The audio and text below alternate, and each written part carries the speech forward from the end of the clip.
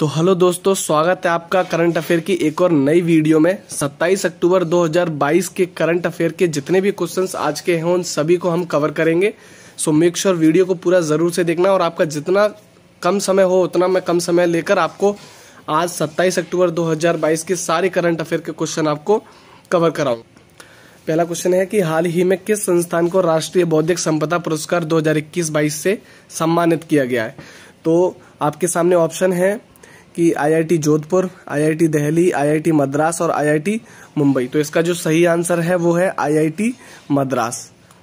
सो ये हुआ पहला क्वेश्चन। अब हम चलते हैं हमारे नेक्स्ट क्वेश्चन पे। नेक्स्ट क्वेश्चन है हमारा सेकंड, और सेकंड हमारा जो क्वेश्चन है वो है कि हाल ही में भारत और किस देश के बीच में संयुक्त मानवीय महासहायता अभ्यास टाइगर ट्रम्प आयोजित किया गया है। तो टाइगर ट्रम्प जो आयोजित किया गया है उनके चार ऑप्शन है। रूस में किया गया है, जापान में किया गया है, अमेरिका में किया गया है या कनाडा।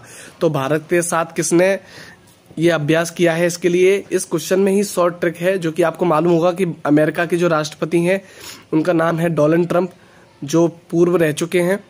तो उन्हीं के नाम पर यह दिया हुआ है कि टाइगर ट्रम्प। आप इस ट्रम्प से याद कर सकते हैं कि जो टाइगर ट्रम्प अभ्यास है वो भारत, इंडिया और अमेरिका के बीच में ये अभ्यास होता है। तो ये होगा हमारा दूसरा क्वेश्चन। देन अब हम चलते हैं हमारे तीसरे क्वेश्चन पर। तीसरा क्वेश्चन जो है हमारा वो आपके सामने है कि हाल ही में बंगाल की खाड़ी में आगे आए चक्रवाती तूफान सीतांग का नाम किस देश ने दिया है। आपके सामने ऑप्शन है नेपाल है, श्रीलंका है, भारत है, थाईलैंड है। तो जो बंगाल की खाड़ी में जो चक्रवात तूफान सीतांग आया हुआ है इसका जो नामकरण है वो थाईलैंड ने दिया हुआ है। तो इसका जो राइट आंसर है वो है थाईलैंड। अब हम चलते हैं अपने नेक्स्ट क्वेश्चन पर।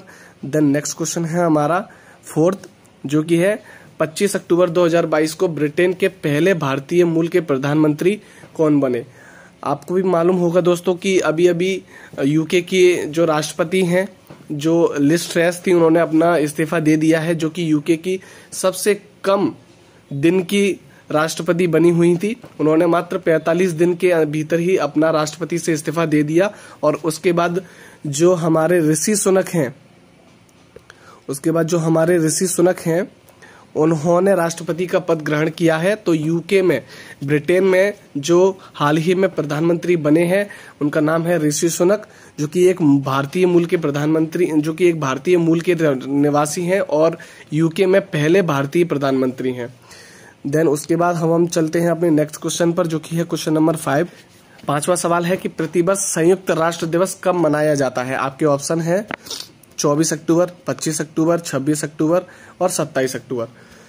आपको मालूम ही होगा दोस्तों कि संयुक्त राष्ट्र दिवस जो कि 24 अक्टूबर को मनाया जाता है और 24 अक्टूबर 1945 को यूएनओ की स्थापना हुई थी, यानी कि संयुक्त राष्ट्र दिवस की स्थापना हुई थी। और इसका जो हेडक्वार्टर है वो न्यूयॉर्क यूएसए में बना हुआ है। और वर्तमान में इसमें जो मेंबर हैं, जो टोटल मेंबर हैं इसमें वो 193 हैं। और इसका जो नया मेंबर है वो साउथ कोरिया बना हुआ है। और इसके जो टोटल अंग है वो 6 अंग है, और जिसमें 6 अंगों के नाम है महासभा, सुरक्षा परिषद, इंटरकोर्ट, आर्थिक परिषद, सचिवालय और ट्रस्टीशिप।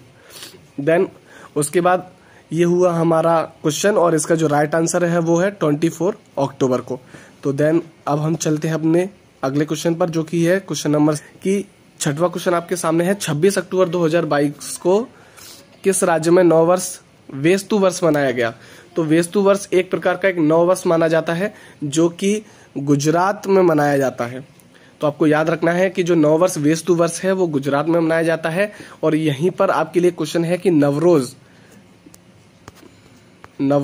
नाम का एक त्योहार है जो कि किस समुदाय का त्योहार है, जो वो न्यू ईयर के रूप में मनाते हैं। आपको कमेंट बॉक्स में बताना है। देन अब हम चलते हैं अपने नेक्स्ट क्वेश्चन पर। नेक्स्ट क्वेश्चन है हमारा 7, जो कि कहता है कि from dependent to self reliance पुस्तक, इस पुस्तक के लेखक कौन है। आपके सामने ऑप्शन है अविनाश खेमका, आर कौशिक, गीता पिरामल और डॉक्टर बिमल जालान।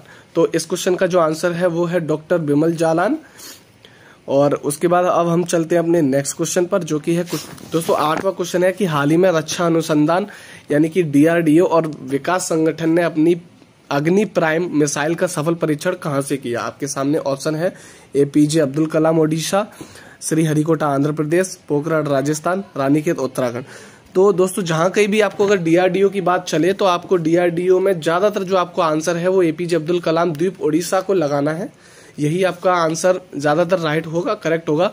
और जहां कहीं भी अगर आपको इसरो की बात आ जाए, जो कि इंडियन स्पेस रिसर्च ऑर्गेनाइजेशन है, इसरो की कहीं भी बात आती है तो आपको श्रीहरिकोटा आंध्र प्रदेश आप लगा सकते हैं।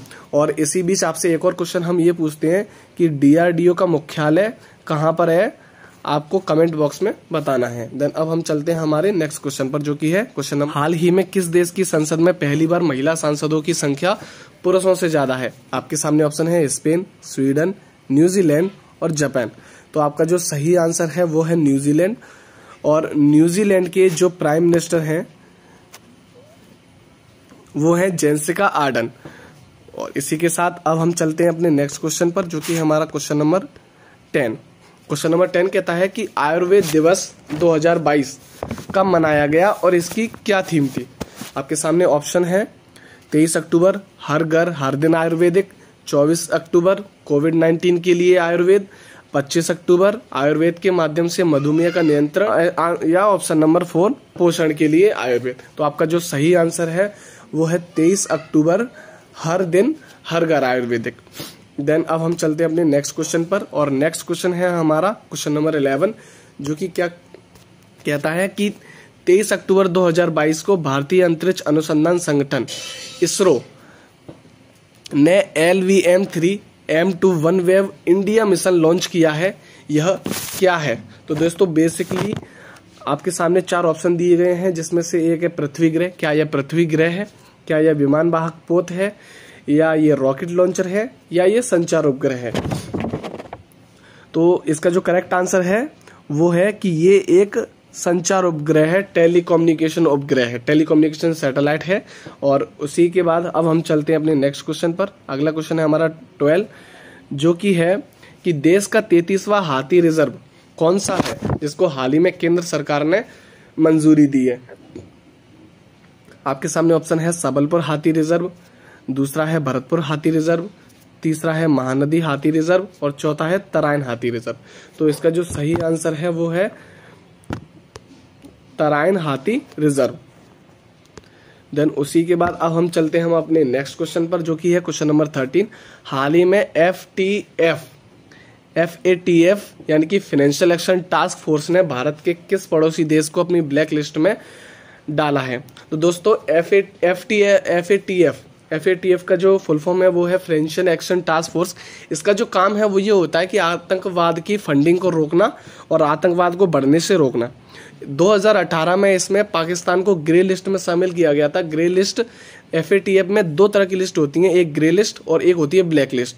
ग्रे लिस्ट में आतंकवाद को बढ़ावा और ब्लैक लिस्ट ग्रे लिस्ट से थोड़ी बड़ी होती है।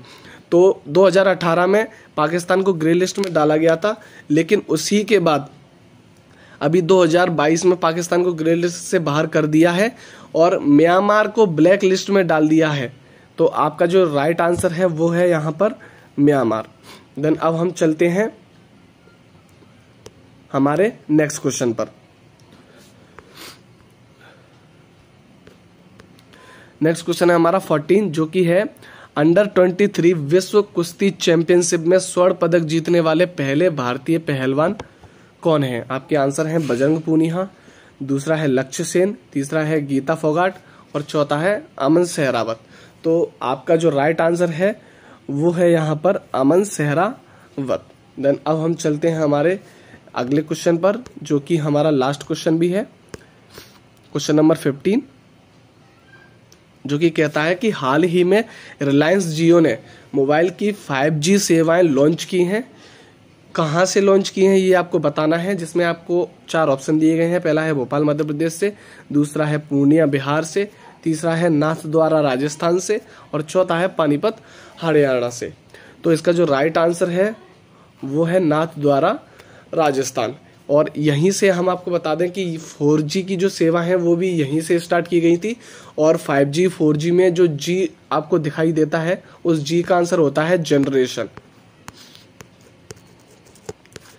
यहाँ पर जो जी का है, जी का जो मतलब होता है वो होता है जनरेशन। और देन ये आपके टोटल क्वेश्चन नंबर 15 हो चुके हैं। और अब आपके लिए कुछ महत्वपूर्ण क्वेश्चन है, आज के कुछ महत्वपूर्ण क्वेश्चन, जिसमें 3 क्वेश्चन है। सबसे पहला है नवीनतम राष्ट्रीय उद्यान कहाँ पर है और किस नंबर का है, ये आपको कमेंट बॉक्स में बताना है। और डीआरडीओ का मुख्यालय, जिसकी हमने ऊपर बात की थी, तो आपको डीआरडीओ का मुख्यालय बताना है कि डीआरडीओ का मुख्यालय कहाँ पर है। और क्वेश्चन नंबर 3 जो है वो है नवरोज़ त्यौहार। हमने एक त्यौहार के बारे में भी बात की थी, तो आपको नवरोज़ त्यौहार के बारे में बताना है कि ये किस समुदाय से संबंधित है। आपको तीनों क्वेश्चनों के जो जवाब हैं वो कमेंट बॉक्स में डाल देने हैं। और उसके बाद आपको यहाँ पर इन सारे जो हमने 15 क्वेश्चन किए हैं उन सभी की आपको यहाँ पर उत्तर पुस्तिका मिल जाएगी, मतलब आपको यहाँ पर उनके आंसर की मिल जाएगी। और आप ये पूरी की जो पूरी पीडीएफ है वो आप डिस्क्रिप्शन में लिंक दी है, उससे डाउनलोड करके आप इस पूरी पीडीएफ को डाउनलोड कर सकते हैं। फ्री ऑफ कॉस्ट है, कोई भी 1 रुपया आपको चार्ज देने की ज़रूरत नहीं है। तो आज के लिए बस इतना ही। रोज़ करंट अफेयर्स पढ़ने के लिए चैनल को सब्सक्राइब जरूर से करना, और मिलते हैं अगले करंट अफेयर वीडियो के साथ। सो आज के लिए इतना ही। Thanks for watching video. Thank you.